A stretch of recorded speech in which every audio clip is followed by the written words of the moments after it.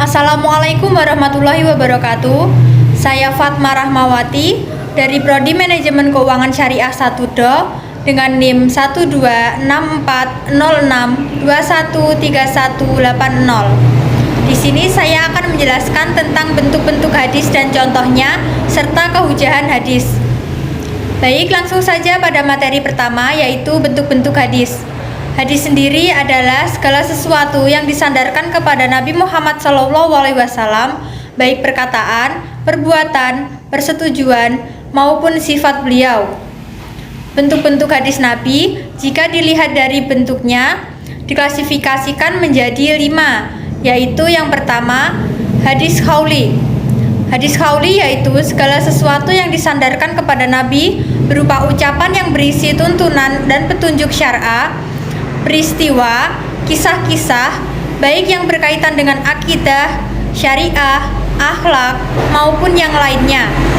Yang kedua, hadis fi'li, yaitu segala perbuatan yang disandarkan kepada Nabi yang diperoleh melalui informasi yang disampaikan oleh sahabat, seperti Nabi melaksanakan wudhu, sholat, haji, dan lain-lain. Yang ketiga, hadis tahriri, yaitu hadis yang berupa ketetapan Nabi terhadap apa yang dilakukan oleh para sahabatnya. Yang keempat, hadis ahwali, yaitu hadis yang berupa hal ihwal Nabi yang berkenaan dengan keadaan fisik, sifat-sifat, dan kepribadiannya. Ada 2 hal yang tergolong dalam hadis ahwali. Yang pertama yaitu hal-hal yang bersifat psikis dan personalitas yang tercermin dalam sikap dan tingkah laku keseharian beliau, seperti cara bertutur kata, makan, minum, berjalan, menerima tamu, bergaul bersama masyarakat, dan lain-lain. Yang kedua adalah hal-hal yang terkait dengan fisik Nabi, misalnya tentang wajah, warna kulit, dan tinggi badannya. Yang kelima, hadis hammi. Hadis ini berisi tentang cita-cita Nabi. Berikutnya adalah contoh-contoh hadis menurut bentuknya. Yang pertama, hadis qauli, yaitu hadis tentang belajar dan mengajarkan Al-Quran. Dari Utsman radhiyallahu anhu, dari Nabi Muhammad SAW bersabda, orang yang paling baik di antara kalian adalah orang yang belajar Al-Quran dan mengajarkannya. Hadis riwayat Al-Bukhari. Yang kedua, hadis fi'li. Nabi Muhammad SAW bersabda, bersalatlah kamu sebagaimana kamu melihat aku bersalat.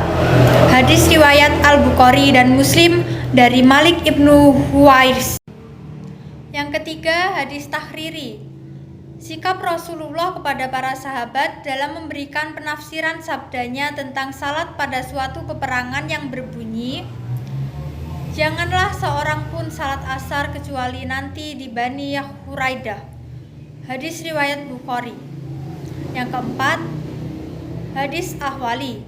Hadis tentang keadaan fisik Rasulullah yang diriwayatkan oleh Anas bin Malik. Beliau adalah orang yang paling dermawan, paling tampan, dan paling pemberani. Hadis riwayat Al-Bukhari dan Muslim. Yang kelima, hadis hammi. Contoh hadis hammi yaitu contoh hadis dari Abdullah bin Abbas. Beliau berkata, ketika Nabi Muhammad SAW berpuasa di hari raya Asyura dan memerintahkan para sahabatnya untuk berpuasa, mereka berkata, ya Rasulullah, hari ini merupakan hari yang diagungkan oleh Yahudi dan Nasrani. Rasulullah kemudian bersabda, tahun yang akan datang, insya Allah aku akan berpuasa pada hari yang ke-9. Hadis riwayat Abu Daud. Kehujahan hadis. Kehujahan berasal dari kata hujah. Secara etimologi berarti alasan, sedangkan secara terminologi, hujah berarti alasan yang harus dikemukakan untuk menetapkan atau mempertahankan pandangan yang diajukan. Hujah disebut juga dengan dasar penetapan hukum. Imbuhan ke dan an yang ada pada kata kehujahan berarti keadaan. Dengan demikian, kehujahan hadis adalah dapat atau tidaknya hadis dijadikan dasar dalam penetapan hukum Islam. Untuk membuktikan kebenaran hadis sebagai sumber hukum Islam, Para ulama mengemukakan argumentasi baik dari segi rasional dan teologis, Al-Quran, Sunnah, maupun ijma'. Yang pertama, argumentasi rasional atau teologis. Beriman kepada Rasulullah merupakan salah satu dari rukun iman. Bila seseorang yang mengakui beriman, maka secara logis ia menerima segala sesuatu yang datang darinya yang berkaitan dengan urusan agama karena Allah. Dengan demikian, menerima hadis sebagai hujah merupakan bagian yang tidak terpisahkan dari keimanan seseorang. Jika seseorang tidak beriman kepada Rasulullah, maka tergolong sebagai orang yang kafir karena tidak memenuhi salah satu rukun iman yang ada. Yang kedua, argumentasi Al-Quran. Di dalam Al-Quran dijelaskan bahwa Nabi Muhammad merupakan suri tauladan yang wajib diikuti umat Islam. Dalam surat An-Nisa ayat 136 yang artinya, wahai orang-orang yang beriman, tetaplah beriman kepada Allah dan Rasul-Nya, dan kepada kitab yang Allah turunkan kepada Rasul-Rasulnya, agama serta kitab yang Allah turunkan sebelumnya. Bagi siapa yang kafir kepada Allah, malaikat-malaikatnya, Rasul-Rasulnya, dan hari kemudian, maka sesungguhnya orang itu telah sesat sejauh-jauhnya. Dalam surat tersebut, Allah menyeru manusia mukmin agar mereka tetap beriman kepada Allah, Rasulnya, kitab-kitabnya. Kemudian pada akhir ayat Allah mengancam orang-orang yang mengingkari surawannya. Yang ketiga, argumentasi hadis. Banyak hadis yang menggambarkan mengenai pentingnya taat kepada Nabi. Di antaranya yaitu pesan Rasul yang agar menjadikan hadis sebagai pedoman hidup di samping Al-Quran. Kedudukan hadis terhadap Al-Quran. Hadis menempati posisi kedua di samping Al-Quran. Namun hal tersebut tidak mengurangi nilai hadis karena pada hakikatnya Al-Quran dan hadis adalah sama-sama wahyu dari Allah. Fungsi hadis terhadap Al-Quran. Yang pertama, sebagai bayan at-tahrir atau bayan at-ta'kid atau bayan al-isbat, yaitu menetapkan dan memperkuat apa yang telah diterangkan dalam Al-Quran. Yang kedua, bayan at-tafsir, yaitu menjelaskan dan menafsirkan ayat-ayat Al-Quran yang datang secara mujmal, am, dan mutlak.